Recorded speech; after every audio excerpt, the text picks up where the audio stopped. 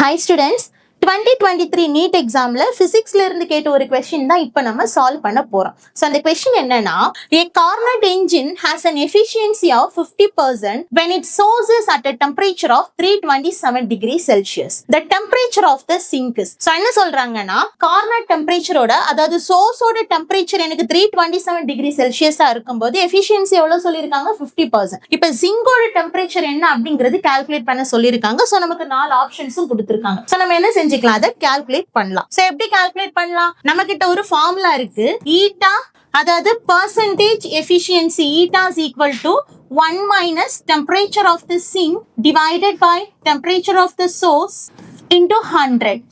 So நமக்கு சோர்ஸோட temperature சொல்லிருக்காங்க இல்ல, சோர்ஸோட டெம்பரேச்சர் எவ்வளவு சொல்லிருக்காங்க 327 டிகிரி செல்சியஸ். அப்ப சோர்ஸோட டெம்பரேச்சர் எவ்வளவு சொல்லிருக்காங்க, temperature of the source is equal to 320 எவ்வளவு சொல்லிருக்காங்க 327 டிகிரி செல்சியஸ். இதை நான் கெல்வினுக்கு கன்வெர்ட் பண்ணேன்னா எவ்வளவு கிடைக்கும் 600 கெல்வின். ஏன் டிகிரி செல்சியஸ் எப்படி கெல்வினுக்கு மாத்துவோம், பிளஸ் 273 ஆட் பண்ணிட்டா போதும். ஓகேங்களா, அப்போ ஈட்டா நமக்கு பர்சன்டேஜ் கொடுத்திருக்காங்க 50 which is equal to 1 minus T sink divided by எனக்கு சோர்ஸோட டெம்பரேச்சர் என்ன 600 into இந்த 100. So இப்போ இந்த 100 நீங்க இந்த பக்கம் எடுத்துட்டு வந்தீங்கன்னா 50 divided by 100 என்ன ஆகும் 1/2 which is equal to 1 minus T sink divided by 600.